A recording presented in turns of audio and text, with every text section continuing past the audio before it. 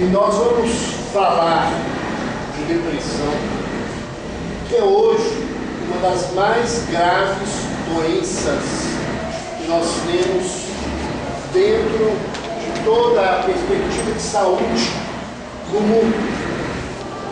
No instante atual, a depressão é a terceira maior causa de ausência do trabalho no mundo. E em 2020 ela será a segunda maior causa de afastamento de serviço no mundo, só perdendo para as doenças cardiovasculares.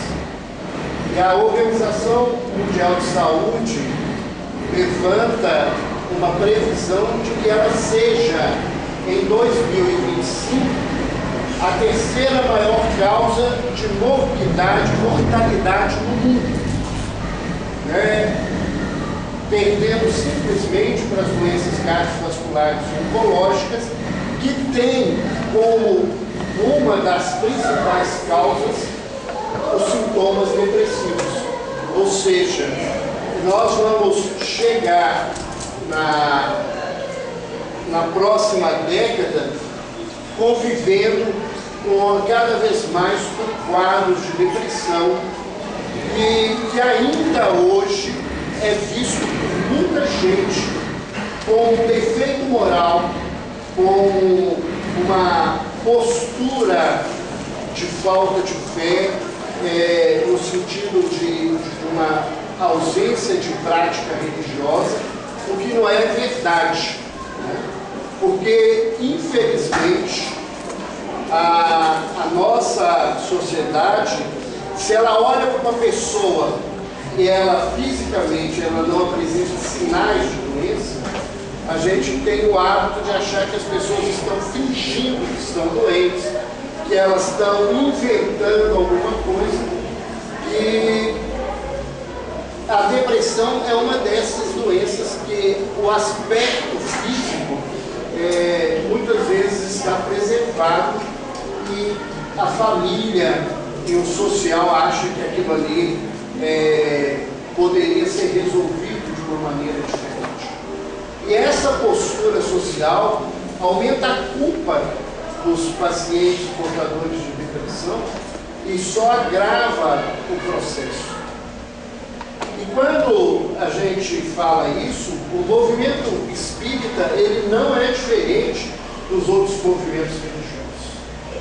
E vez por outra nós vemos as pessoas chegarem no consultório, no hospital, gravemente enfermas, cheias de culpa porque escutam dentro da casa espírita, escutam dentro do movimento espírita, que se ela estivesse trabalhando na casa espírita, ela não ficava deprimida, que é falta de enxada para trabalhar, é falta de vassoura para varrer, é falta de serviço, se você se ocupar, se você quiser, você melhora. E eu sempre conto uma história real. Há muitos anos atrás, eu recebi no hospital um paciente de uma cidade próxima a Belo Horizonte, e esse paciente ele foi encontrado num hotel, já numa situação bem grave. Ele saiu de casa, pegou a estrada e entrou num hotel, pediu um quarto. A funcionária depois explicou que isso era comum, motoristas viajando às vezes usarem o hotel como hotel. E ela liberou o quarto, mas foram passando as horas do dia, ele não pediu nada, ele não pediu que chamasse, ele não deu nenhum sinal. Ela passou a chamar no quarto, ele não atendia. Ela pediu auxílio da polícia e quando arrombaram, encontraram um vidro de medicamento, ele tinha tentado suicídio, estava numa fase muito complicada. E ele internou. A situação muito difícil e a esposa foi ficar com ele. Ora, muito dedicada, ela o tempo todo dizia para ele isso. Isso é porque você não quer melhorar, se você quiser ser mundo, e foi aquela coisa. durante os 4, 5 anos eu tratei dele, que ele enfrentou durante muito tempo essa cobrança da mulher. Depois ele se recuperou da derrocada profissional, melhorou o processo de depressão. E uns 3 ou 4 anos depois, eu saio na minha sala para chamar um paciente pela primeira vez, e quando eu chamo, ela é a esposa dele.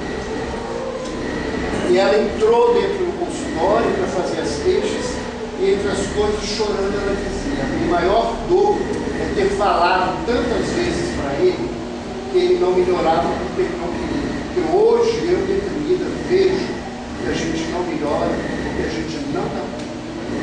Eu acho que isso marcou muito profundamente, e eu às vezes falo, quando eu ouço as pessoas dizerem isso, a minha ruindade é muito grande. Eu fico torcendo para o fulano ficar deprimido, para ele aprender a falar o que ele não sabe na vida, dizer para o outro que é fácil sair de um lugar que nem é tão simples. E é talvez hoje uma das maiores dores que a gente enfrenta dentro do consultório, pela enormidade de casos que a gente enfrenta. Nós vamos começar trazendo conceitos, até porque nós temos no dicionário como sinônimo essas 3 palavrinhas: tristeza, depressão e melancolia. Mas, do ponto de vista prático, do ponto de vista profissional, são palavras que têm conotações bastante diferentes. Tristeza é uma emoção natural, faz parte da nossa vida.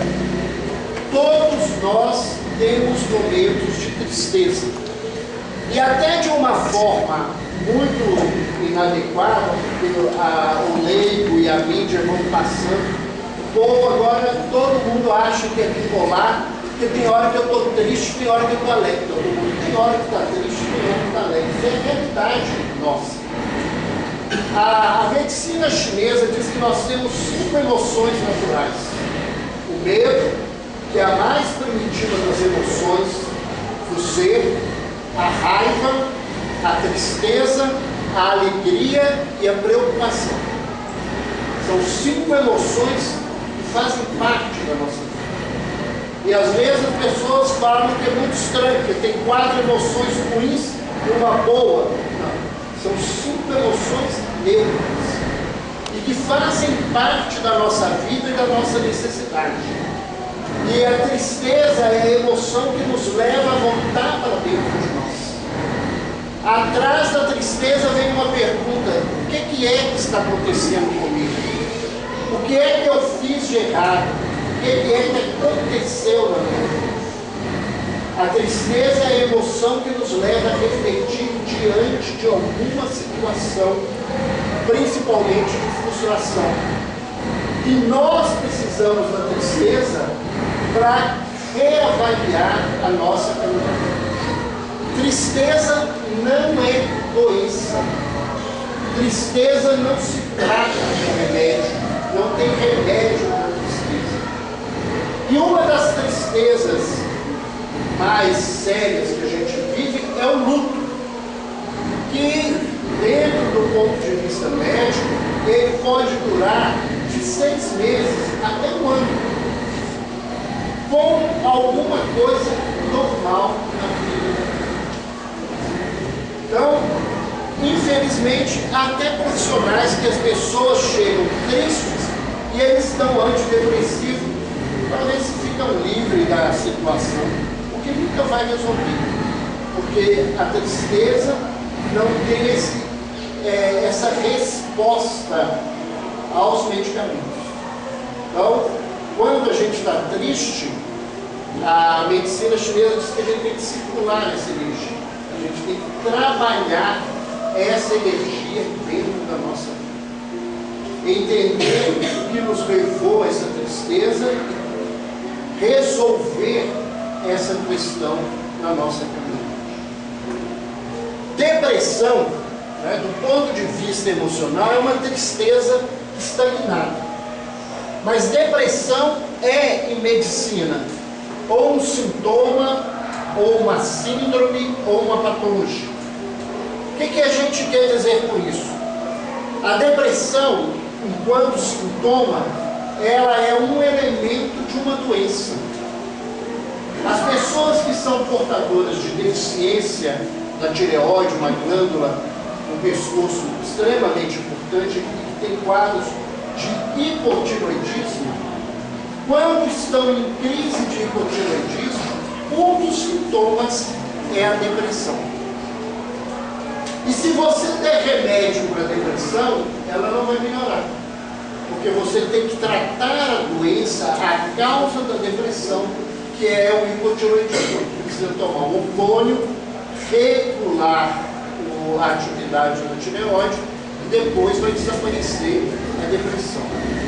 Quadros infecciosos graves dão depressão. Os cânceres, principalmente em fase avançadas, têm sintomas depressivos. O paciente entra em quadro de depressão. Mas este quadro faz parte de uma doença, não é a doença depressiva. Então nós precisamos tratar da doença para resolver o problema. Por isso essa necessidade de um profissional que conheça para diferenciar esse número de elementos e assim poder cuidar da criatura. A depressão, ela é uma doença. E uma doença que se manifesta de algumas formas diferentes. Nós temos a chamada depressão maior ou depressão unipolar, onde o paciente a vida inteira, quando tem crises, só tem crise de depressão. Todas as vezes que ele adoece, ele apresenta os sintomas da depressão, que nós vamos falar daqui a pouco. Nós temos os quadros que começaram a ficar famosos aí, que todo mundo fala todo dia, que é a tal da depressão bipolar, né, que é um dos sintomas do transtorno afetivo bipolar, em que a pessoa tem fases de depressão, fases de euforia e fases de normalidade, como qualquer outra pessoa. São quadros psiquiátricos graves, que tem tratamento, mas não tem cura, em que a pessoa precisa se tratar a vida inteira. É um quadro extremamente complicado, a grande maioria dos pacientes são muito penosos, extremamente resistentes a se tratar, e como tem fases que eles ficam normais, eles tiram às vezes o remédio, vão ficar normais no tempo, eles acham que estão curados, e quando a gente vê, eles voltam a ter uma nova crise, mais grave, tem prognóstico pior, porque geralmente eles saem dessas crises pior do que eles entraram quando eles chegaram, quando eles começaram a crescer. Nós temos os chamados transtornos de humor, de depressão, que as criaturas apresentam por reação a determinados fatores na vida.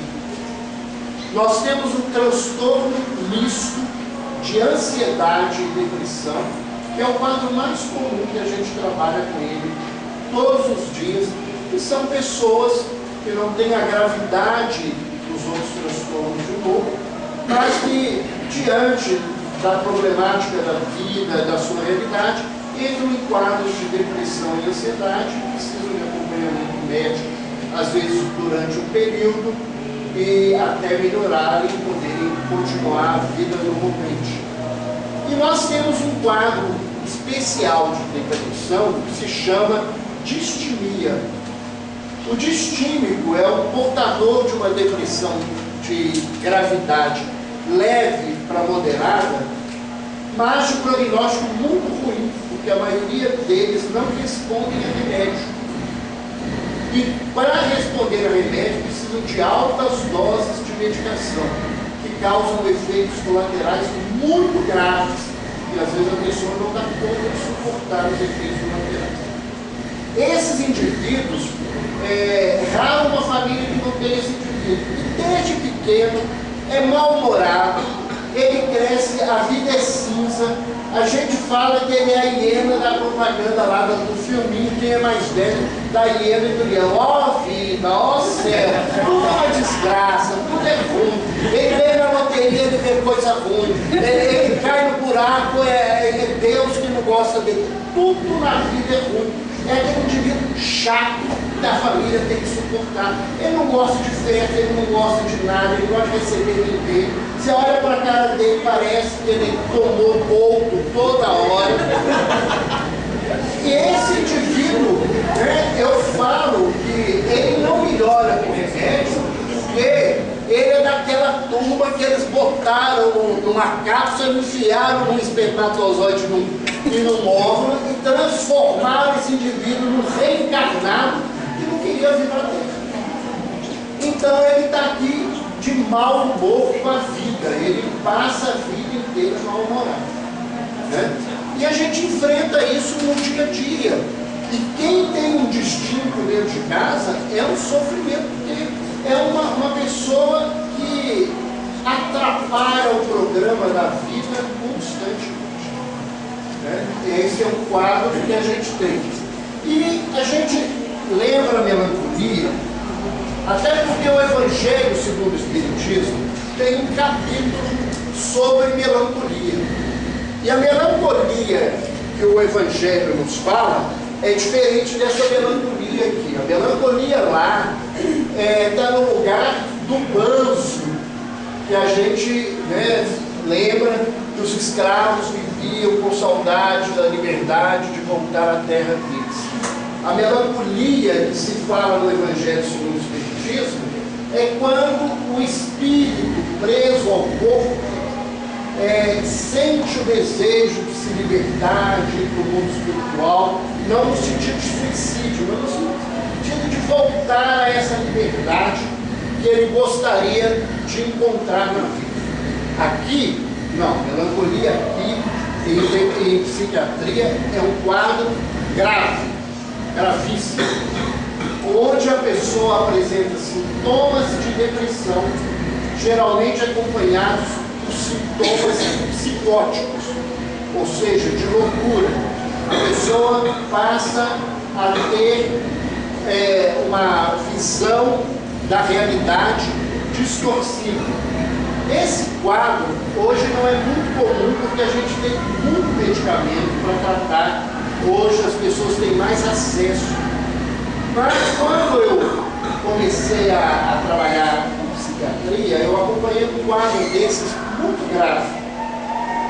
O paciente deprimido, ele acreditava que o intestino dele estava morto.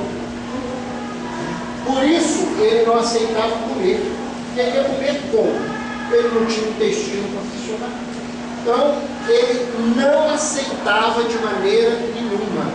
E o quadro se agravava tanto que, às vezes, você entrava no quarto, ele ressentia cheiro, como se tivesse alguma coisa acontecendo na vida dele. Ele foi ficando tão mal que nós tivemos que ligar uma sonda para alimentar. E a comida entrava na sonda e saía pelo ânus igualzinha, como realmente algo não funcionasse dentro do corpo. É um quadro que às vezes leva o indivíduo à morte, e o tratamento mais efetivo que você tem para esse tipo de coisa é a eletroconvulsoterapia, que é o ECT, que a nossa sociedade fala um monte de coisa que acontece com ele que não é verdade, né? Nós vivemos aí numa política de reforma psiquiátrica nem sempre baseada nas verdades científicas, mas numa visão política de determinados profissionais. E o ECT é um tratamento extremamente eficiente, quando indicado precisamente. A principal indicação dele é para depressão, principalmente em pessoas com risco de suicídio, em depressão de mulheres grávidas, porque os remédios psiquiátricos fazem mal para o feto e a aplicação não faz mal para a criança, e em depressão de idosos, por causa da gravidade do quadro psiquiátrico e pela idade, às vezes o idoso não pode usar qualquer tipo de medicamento. Mas isso é importante a gente levantar para vocês verem que depressão não é essa coisa simples que muitas vezes a gente vê o pessoal levantando. Quando a gente avalia a depressão, a gente tem 3 grupos de alterações importantes: os sintomas psíquicos, os sintomas fisiológicos e as alterações de comportamento. Nós vamos falar rapidamente sobre esses sintomas para a gente entrar na visão espiritual. Os sintomas psíquicos, né? Nós temos o primeiro deles, que é o humor depressivo. A pessoa tem sensação de tristeza, ela se autodesvaloriza, ela acha que ela não vale nada, que ela está atrapalhando o mundo, que ela é um problema, é um estorvo para todo mundo, e tem um sentimento de culpa, às vezes até absurdo. Alguma coisa que acontece na vida deve ser culpa dela, porque ela é tão ruim, ela incomoda tanto a vida, que ela se sente desse jeito. A anetonia, que é a falta de prazer. A pessoa perde o prazer daquilo que ela mais gostava. O cara adorava futebol, ele não vai mais no campo, ele não vê mais televisão, ele não se interessa. É a dona de casa que deixa de assistir a novela, de fazer as coisas que ela gostava na vida. Passa a ter uma sensação de cansaço sem explicação, mesmo que passa o dia inteiro parado. E tem uma redução da capacidade de pensar, de concentrar e de tomar decisões. Uma paciente chegou ao meu consultório uma tarde, uma crise violenta, contando que ela tinha ficado muito mal e aquele dia a coisa tinha sido muito pior. Ela era uma dona de casa, ela cuidava das coisas, e a vida inteira ela fez as tarefas dela normalmente. E ela estava tão mal naquele dia que ela acordou às 7h30 da manhã. E o que ela precisava basicamente fazer era o almoço, para que a hora que os filhos e o marido chegassem 12h30, eles pudessem almoçar. E das 7h30 até 15 para meio-dia, ela abriu a geladeira várias vezes e não conseguiu escolher o que ela ia fazer de almoço. Vocês imaginarem o ponto que a pessoa chega. E eu às vezes ouvia isso e achava que era muito exagerado a queixa do meu paciente. Eu tinha que entender, mas chegava aquele ponto. E aproximadamente 6 anos atrás, foi descoberto, eu não tive nenhuma doença, mas foi descoberto que eu estava com câncer de tireoide, e eu tive que retirar a glândula. E para fazer a iodoterapia, eu tive que ficar sem medicamento. E quando chegou a época, que era mais ou menos um mês, 40 dias que eu fiquei sem nenhum hormônio tiroidiano, um dia dentro do hospital, numa reunião de discussão de caso, o psicólogo trabalhava comigo e disse: doutor Neto, deixa o senhor resolver as coisas depois. Eu falava, as coisas, o senhor parece que o senhor nunca ouviu falar as coisas. E falava comigo assim, cara, você tem que gastar tempo para raciocinar uma coisa que era mais simples possível, porque o raciocínio não funcionava. Aí eu fui pensar e ver, né, tipo de experiência própria, a realidade que essas pessoas convivem dentro dessa situação. Deixa eu te fazer uma pergunta. Quem tem que tomar remédio pro resto da vida, que põe de tireoide, como o senhor teve, a pessoa tem tendência a ser mais depressiva? Não. A ser mais melancólica, reclamar mais? Não. necessariamente nesse sentido. Ela afeta, né? Por exemplo, a pessoa tem que tomar remédio pro resto da vida. Mas a pessoa estando estável é como qualquer pessoa normal. Quais são os sintomas fisiológicos? Alterações do sono, geralmente eles têm insônia, mas pode ter hipersonia, pode dormir muito. Alterações do apetite, aí a mulherada fica feliz, queria sarar da depressão e ficar com hiporesia, né? Perdeu o apetite, e ainda reclama que para melhorar a gente dá remédio que abre o apetite e engorda. E aí eu falo assim, você escolhe, fica deprimida, magra, ou tem depressão, costurando a boca, né? Porque tem que costurar a boca. Mas tem alterações do apetite, às vezes, de comer muito, principalmente nos transtornos mistos de ansiedade e depressão. Às vezes o indivíduo come demais. E a redução do interesse sexual, né? Que causa muito problema conjugal, porque muitos homens não conseguem entender as mulheres deprimidas, acham que elas estão com má vontade, com desinteresse no casamento. Isso às vezes é uma situação muito complicada. Falando no caso das mulheres, primeiro que as depressões são mais comuns ainda em mulheres do que em homens, mas é porque na realidade socialmente os homens têm mais dificuldade de entender esses contextos do que as mulheres. As mulheres auxiliam muito mais. Eu acho que nós, os homens, estamos a muitos passos atrás do que as mulheres conseguem fazer de renúncia, de dedicação. Grande parte dos homens, quando as mulheres adoecem, principalmente doenças psiquiátricas, eles arrumam um jeito de ir embora da vida delas. O que não é o mais comum entre as mulheres quando os maridos vivem essa situação. Isso tem até uma explicação cultural, né? Porque para você lidar com isso, você tem que ser forte. E as mulheres, por covardia, ensinaram os homens que os homens são sexo forte. E a gente foi acreditar nessa bobagem. E o homem não dá conta de nada.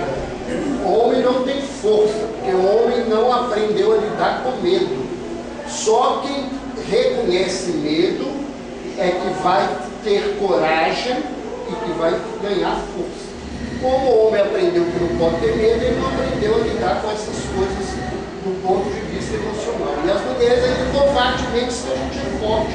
E a gente fica acreditando uma bobagem de que tem que enfrentar e não dá conta.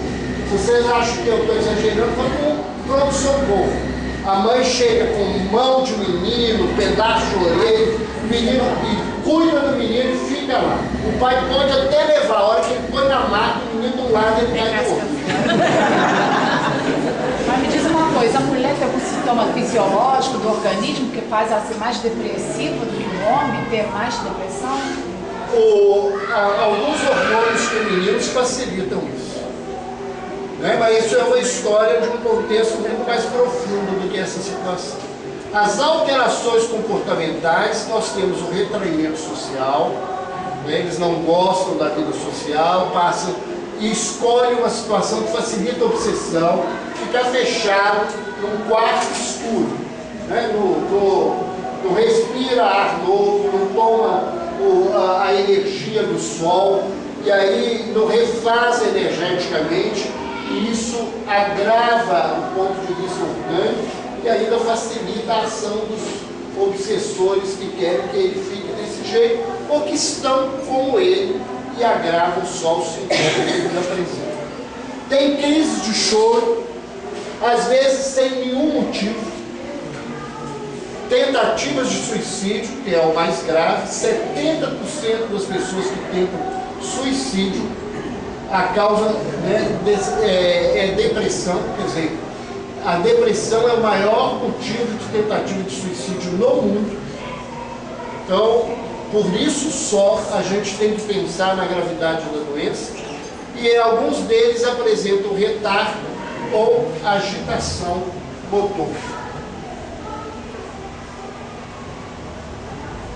Eu vou rapidamente, eu coloquei esse slide, eu não vou explicá-lo pelo nosso tempo, mas vou dizer por que ele está aqui. Algumas pessoas perguntam para a gente, mas se a depressão é uma doença que a medicina diz que é genética, como é que vocês falam que a doença é espiritual? Como é que isso se explica?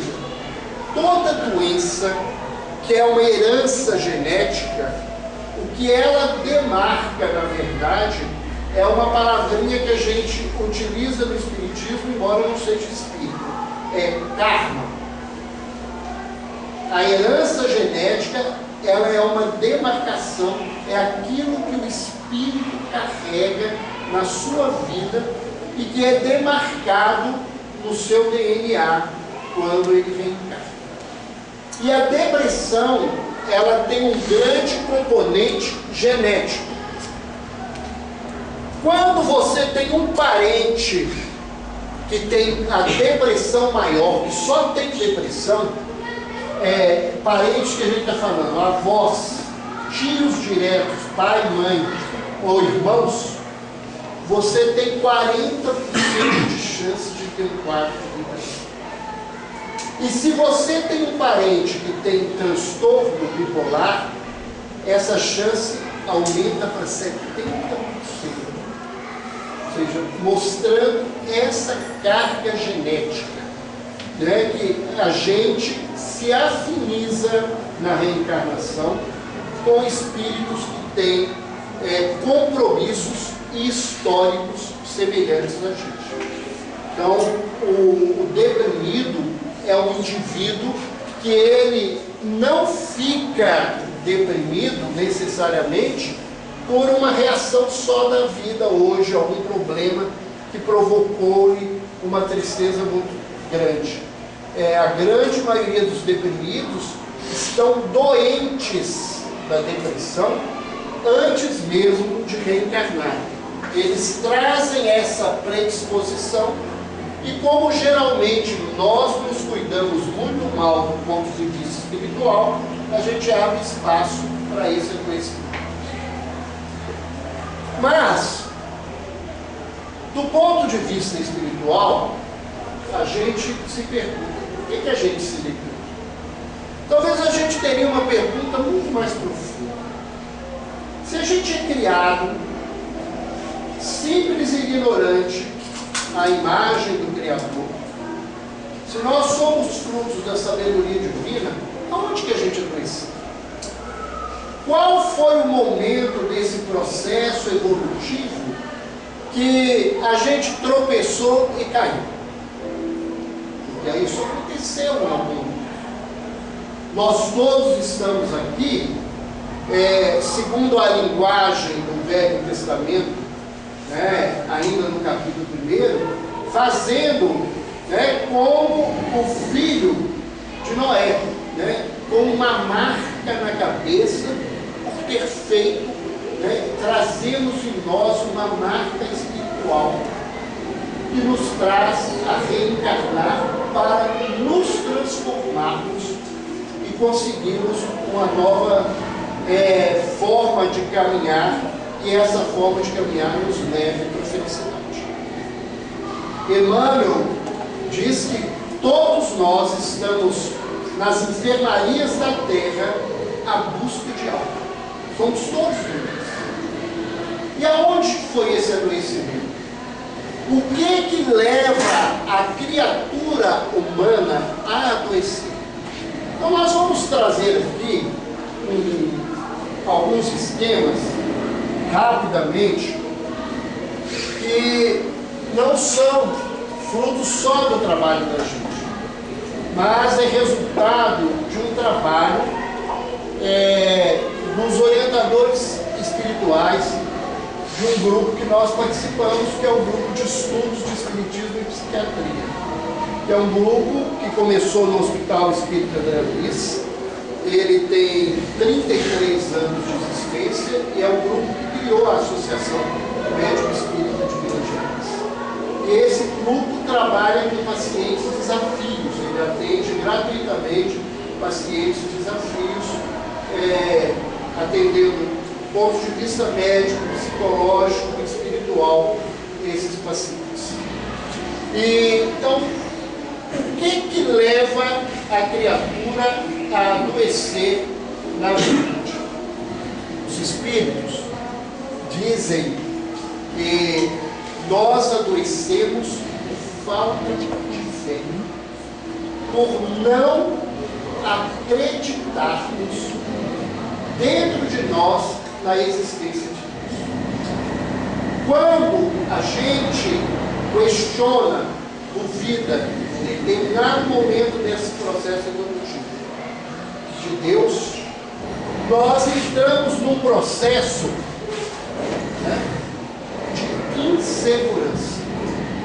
Porque a gente está seguro quando a gente tem os pés no chão. Essa é a expressão. A gente precisa ter uma base. E a pessoa humana que duvida da existência de uma inteligência, de uma harmonia no universo, ela passa a viver de maneira insegura e indiferente. Então, o nosso problema básico é a nossa relação com Deus. É a nossa relação com Deus. Aí as pessoas podem falar, mas eu creio em Deus. Eu repito as falas de Jesus. Jesus disse assim, crê em Deus, até os demônios creem e tremem quando lhe escutam o nome. Nós falamos, ou nós raciocinamos na possibilidade da existência de Deus. Quem crê em Deus vive de acordo com a sua vida. Nós, na linguagem de Jesus, somos homens de pouca fé. Porque crença é diferente de fé. A maioria dos religiosos são cheios de crença. Nós temos um monte de conceitos racionais. A hora que a dor, a hora que o testemunho vem, a gente cai. E a grande maioria questiona verdadeiramente por que Deus deixou acontecer isso? Será que Deus existe? Porque se Ele existe, eu fiz tanta coisa boa e Ele me deixou cair nesse lugar.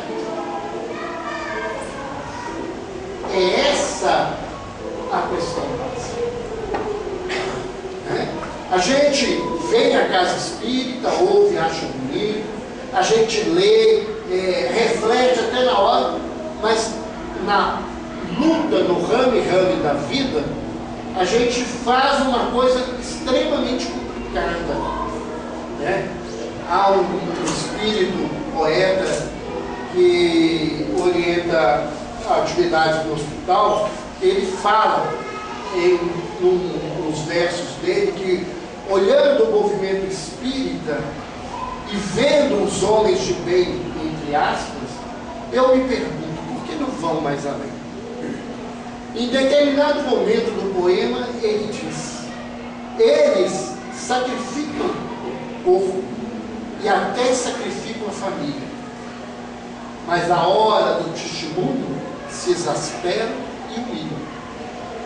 E mais à frente ele diz, infelizmente eu olho e vejo essa condição. Eles fazem com a mão direita e desfazem com a outra mão. É por falta de fé. Porque a gente, na verdade, é muito racional e muito pouco emocional no sentido verdadeiro dessa situação. Aí a gente entra num processo de insegurança. E quando a gente está inseguro, me lembra a figurinha que eu brincava muito no jardim, pequenininho, no jardim da minha casa. Que eu chegava perto dos tatuzinhos e eles se fechavam na bolinha. Quando a gente está inseguro, a gente tem que buscar a gente. E a insegurança do espírito, ela se transforma em egoísmo. Porque eu não tenho Deus. O único referencial que eu passo a ter sou eu. Eu passo a fazer da vida o meu olhar, o meu modo de querer ser, o meu modo de se fazer. E esse egoísmo, ele se expressa por inúmeras vicissitudes. No capítulo do livro Homem Sadio, Uma Nova Visão, esses espíritos nos falam, né, que o mito de Adão e Eva é esse mito do nosso adoecimento. E que os homens são basicamente 3 tipos de doentes: os doentes serpentes, os doentes Eva e os doentes Adão. São a forma como nós agimos diante, né, da lei divina. Então, o indivíduo, no seu egoísmo, né, ele vai viver a atitude que ele quer, e aí se manifesta o principal sintoma da depressão, que é a rebeldia. O deprimido é um indivíduo rebelde. E é tão complicado que às vezes a gente fala isso, não tem tempo que eu falo que não tem deprimido, né? A depressão, ela tem uma estatística de aproximadamente 10% da população. Então, em cada 10 pessoas, você encontra pelo menos um deprimido. E de vez em quando os dedos querem me bater depois da palestra, porque eu falei que esse eu não sou rebelde, eu sou humorista. Já de novo fechado, tranquilo, né? E o Espírito Carlos diz que o deprimido é o indivíduo que olha para Deus e fala assim: o Senhor não me deu a vida que eu quero, eu não quero a vida do Senhor. O deprimido é o indivíduo que não aceita os desafios que ele precisa para a sua transformação. Não aceita a proposta do seu processo encarnatório. Né? Então, ele, por mais que ele conheça, ele age nessa rebeldia.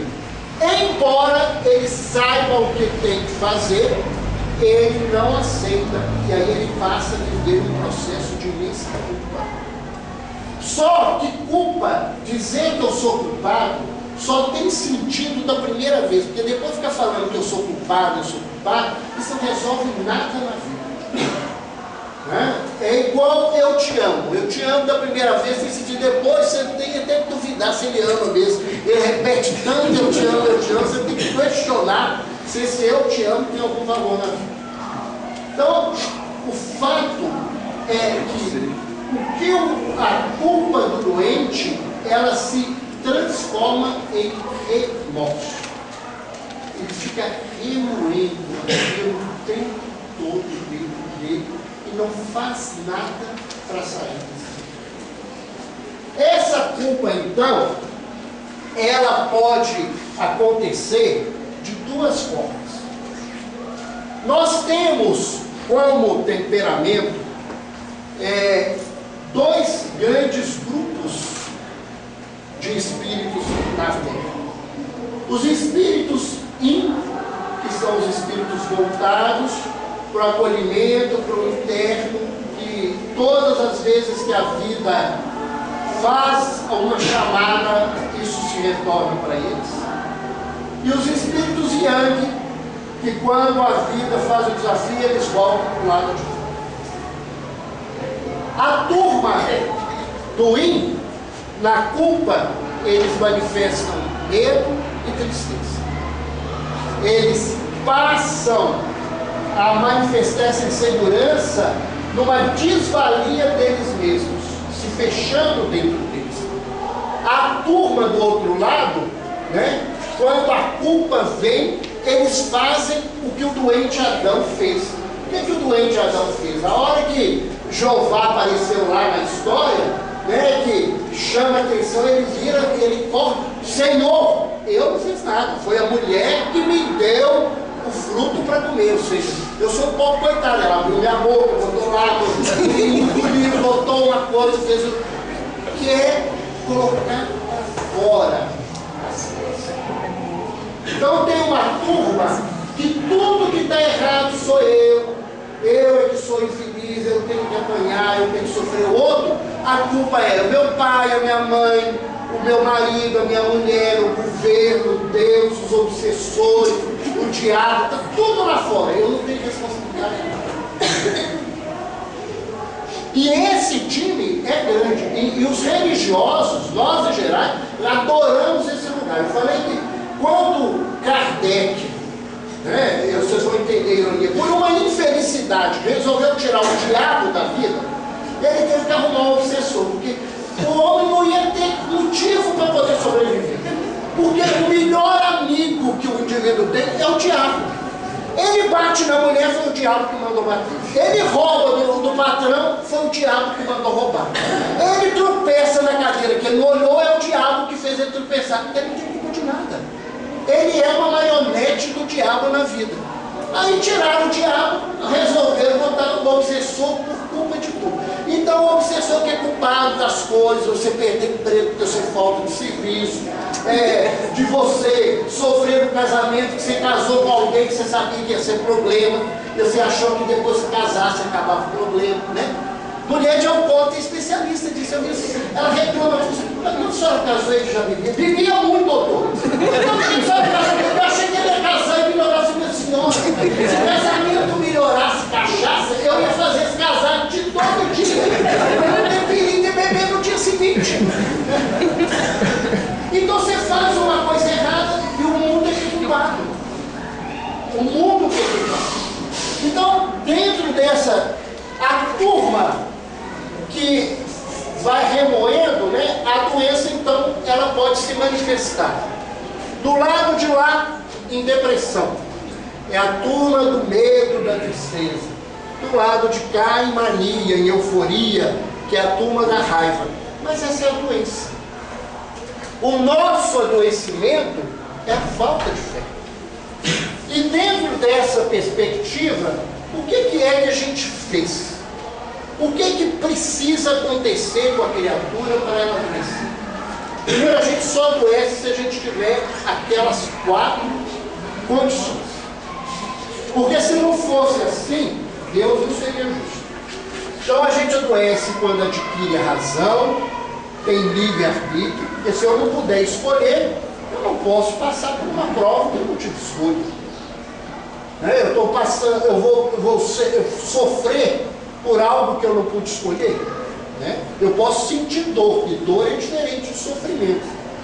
O que é o grande problema da humanidade não é a dor, né? Porque tem gente que está passando por dor e dá conta de lidar com a vida. O sofrimento é a dor moral, é a dor que tem culpa atrás, é a dor que se sente que algo ele fez para se responsabilizar por isso. Eu preciso ter conhecimento e eu preciso exercitar a minha vontade, porque é a partir dessa condição que eu desrespeito a lei. E isso não é uma fala minha. O apóstolo Paulo já nos afirmava com clareza isso. Aquele que não conhece a lei, o que faz é lei. Mas aquele que a conhece e a derroga será punido pela própria lei. Então a gente só passa pelo campo da expiação quando a gente sabe o que deveria fazer e não fez aquilo que sabe. Então a provação é uma outra coisa, mas a expiação, na qual a grande maioria de nós estamos premidos na terra, essa expiação, ela é fruto do nosso desrespeito à lei que sabemos que deveríamos cumprir. Ah, mas eu não conheço a lei. Você pode dizer isso, os espíritos não consideram isso. Kardec pergunta aos espíritos, aonde está inscrita a lei de Deus? E os espíritos respondem, na consciência. Todos nós sabemos quando fazemos de errado. E se você pega o mito, né? A serpente vai lá e cutuca por trás. Ela não vai caçar confusão, ela não foi lá brigar. Ela é pior do que os outros dois, porque ela coloca gente para brigar com Deus em vez dela ter que brigar. Ela resolve o problema dela de outra forma. Eles foram comer o fruto que eles sabiam que não podiam, que era o fruto do conhecimento do bem e do mal. E quando ouvem a voz do Senhor, se escondem porque descobrem que estão nisso.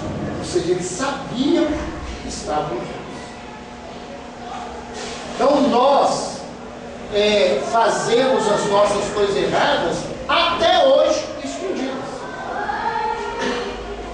A gente acha que se é de 4 paredes e ninguém viu, eu posso fazer o que eu quiser.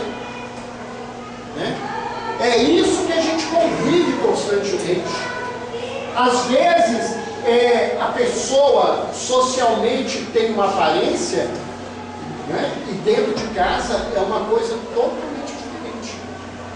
Há muitos anos atrás, eu coordenava um grupo de trabalhadores com evangelização e tinha uma turma que trabalhava com os filhos dos assistidos e a outra turma trabalhava com filhos de espíritas.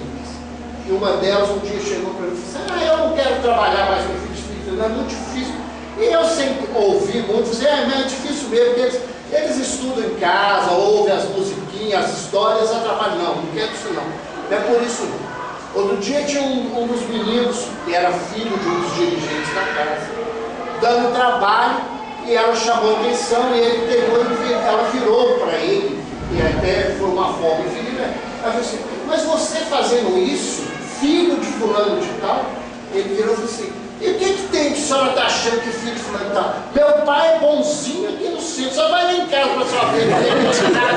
A minha mãe e meu irmão. Ela disse que não tinha onde colocar cara na hora, porque uns 2 ou 3 concordaram e entregaram o pai e a mãe junto. Então, é esse lugar que a gente faz escondido. A gente tem uma cara boa, né? Os meus pacientes falam assim: doutor Roberto, o senhor é o rei da paciência. O meu filho mais novo: ô pai, manda eles passar meia hora aqui dentro de casa, para dizer onde dá paciência do seu filho. É essa coisa que a gente socialmente às vezes consegue fazer e que no dia a dia da vida a gente tem um desafio para caminhar. E a gente, quando desrespeita a lei, a gente se afasta do amor de Deus. Não é Deus que se afasta de nós, não. E o amor de Deus, o amor divino, é o sustentáculo da vida, é o alimento das almas. Então, não é de maneira nenhuma Deus que deixa de me amar. Sou eu que me nego a receber o amor de Deus. Isso é muito fácil entender, que tem gente aí na vida se negando a receber o amor da mãe, o amor do pai, o amor de um irmão, porque ele não aceita esse tipo de comportamento. Nessa situação, quando eu me afasto do amor divino que eu alimento, de um lado, eu me sinto culpado, porque eu sei que não é esse o lugar da caminhada. Mas do ponto de vista energético, eu me desvitalizo. Eu vou começando a ser faminto daquilo que é básico na vida. E essas duas coisas, a culpa e a desvitalização energética, é que adoecem o ser. Então nós adoecemos por falta de energia espiritual e por um sentimento de culpa que remói dentro de nós.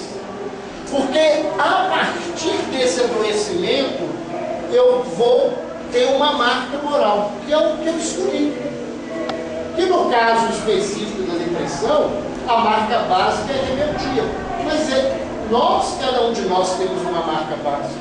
O orgulho, a vaidade, a inveja, o ciúme, né? Então, a preguiça, o comodismo, a indolência, como a própria figura do Adão, né?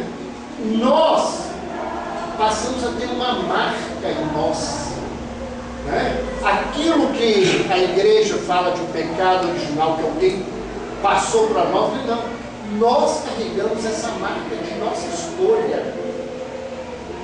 Todos nós temos um grande desafio de transformação moral íntima. Que a gente precisa se voltar para nós para entender. Não adianta eu ler 500 livros, ouvir 600 palestras, participar de 1000 reuniões, se eu não fizer esse movimento de internalização, de entender o que é isso. Porque essa marca moral, ela vai se transformar no corpo espiritual em manchas, em áreas sem energia, né? E é isso que acontece com o corpo espiritual. Ele vai perdendo a luminosidade à medida que nós nos mantemos no nosso meio. E cada um de nós vai construindo essas máquinas de acordo com os nossos erros. Se os meus problemas são no campo dos sentimentos, a marca vai ser no corpo astral, no corpo de energia voltada para o sentimento. Porque o nosso perispírito é uma cebola cheia de camadas. Os nomes não importam, mas essas camadas, elas identificam as áreas de comprometimento nossos. E as pessoas que se comprometeram pela inteligência, que usam a inteligência para o mal, que usam a inteligência para se prejudicar, para prejudicar os outros, como é o caso da serpente, né, no símbolo lá, que usa a inteligência dela, a sabedoria dela, para envolver a Eva no orgulho e na vaidade, que ela diz: sabe por que ele não deixou você comer a fruta? Ele sabe que quando você comer, você vai ser igual a ele. Porque talvez essa seja a mais grave das nossas buscas. Todos nós gostaríamos de ser como Deus. E todas as vezes que a vida nos dá uma oportunidade de crer que tem uma forma fácil de a gente ter poder na vida, a gente cai nisso. Por isso que tanta gente quer milagre. É a forma mais fácil, né? Eu ponho Deus ao meu serviço e Ele faz do jeito que eu quero, sem nenhum esforço. Então, esse adoecimento espiritual, ele vai se transferir para o corpo vital, para o duplo etérico, para os chakras, e ele vai ter ressonância no corpo físico. Então, a minha doença, ela é moral. Mas ela vai acontecer como drenagem e como reparação no corpo físico. Aí o pessoal fala: mas então não precisa de tratamento só moral? Não, tem gente que tem que tomar remédio para poder ter bengala, para que esse corpo dê conta de fazer essa reconstrução. Porque se eu não tiver amparo, eu não dou conta dessa caminhada.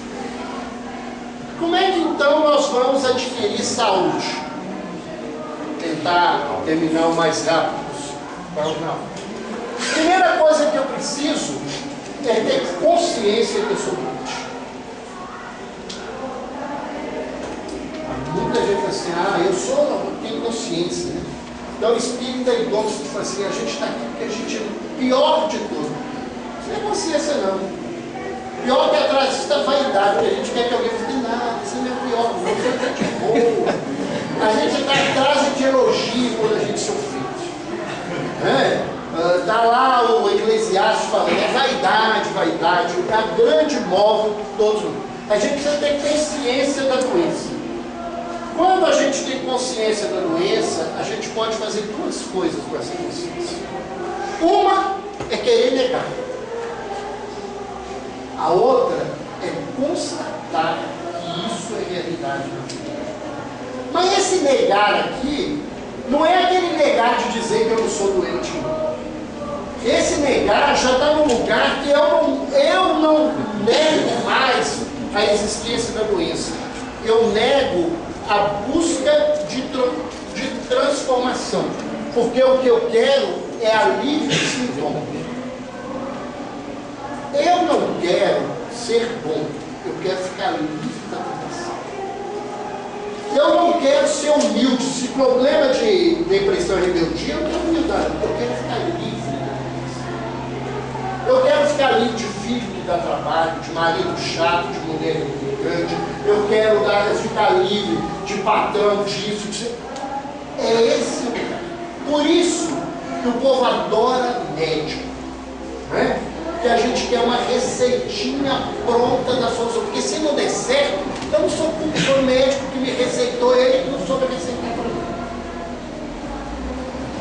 Então, a gente quer alívio. E a grande maioria das pessoas fazem isso. Né? No capítulo 76 do livro Fonte Viva, tem um capítulo lindo chamado Estás Doente, e que Emmanuel diz que a grande maioria das pessoas, quando melhoram, abandonam as orientações médicas e dos conselheiros espirituais.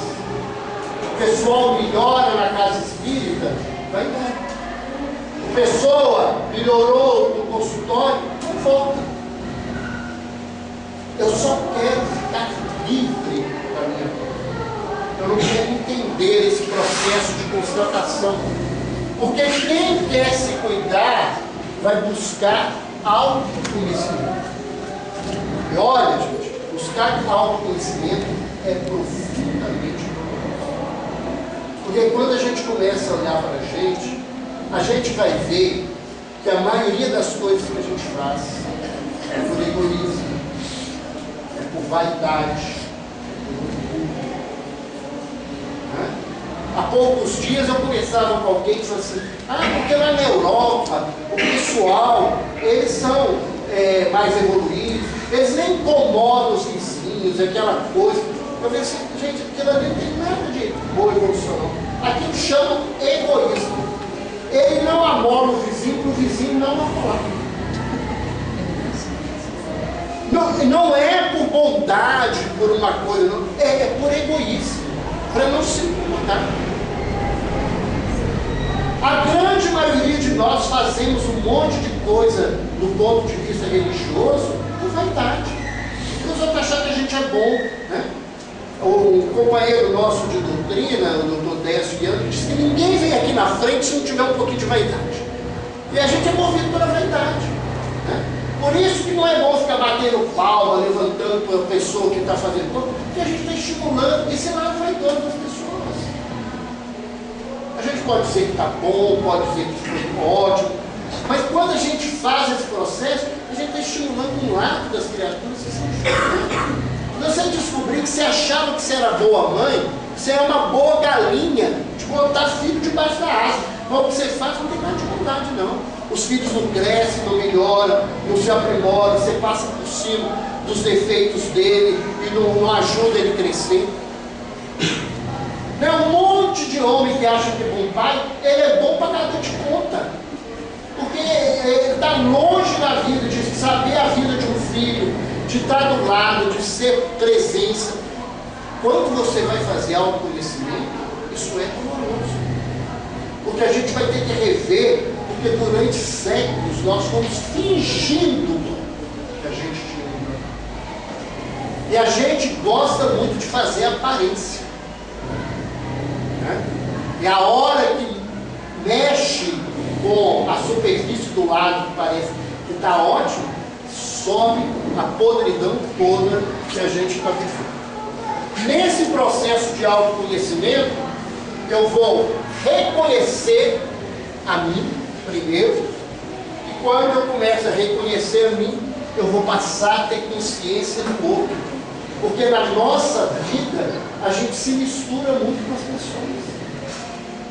A gente casa e acha que o companheiro tem que gostar do que eu gosto, fazer o que eu gosto, estar onde que eu gosto. Por que isso? Por que essa situação? Filho que não consegue se desgrudar de pai e mãe e passa a vida inteira nesse lugar. Quando eu vou fazendo esse movimento, que eu descubro que eu existo e que existem outras pessoas, eu vou descobrir uma coisa muito interessante. Eles e eu não construímos o mundo. Eu não fiz um monte de coisa, eu não consigo descobrir a causa de muitas coisas. Aí eu vou começar a ter a realidade do Criador, que é a crença, que é racional. A maioria de nós acreditamos em Deus por isso, porque buscando racionalmente, nós não conseguimos explicar o universo sem uma inteligência superior. Dentro ainda dessa perspectiva, À medida em que eu me reconheço, eu vou ter que exercitar humildade. A humildade vem de humus, esterco. Então, o esterco, embora seja o resíduo podre do indivíduo, ele se transforma em alimento para a planta que nos dá a flor. É reconhecer que, embora eu seja pequeno, que eu tenha defeitos, eu sou capaz de ajudar a mim e aos outros. Porque não é reconhecer que eu sou pouco e ficar nesse lugar de se acusar. É reconhecer a nossa pequenez e trabalhar para transformar essa pequenez em serviço para mim e para o outro. Quem se descobre humilde passa a um processo de arrependimento, sai de remorso para ser arrependido. Que arrependimento é reconhecimento da culpa, é reparação da falta, né? É reconstrução de comunhão. A culpa, ela só tem sentido quando ela vai transformar a minha vida. Ficar com ela do jeito que nós ficamos não ajuda. Nesse arrependimento, eu começo a descobrir que eu tenho um monte de potencialidades.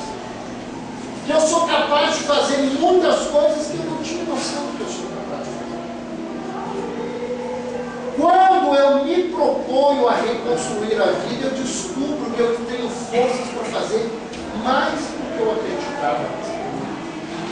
E quando eu descubro que eu tenho potencialidades, eu começo a entender que existe um Deus que tem essas potencialidades infinitamente. E que na linguagem de Jesus ele é Pai.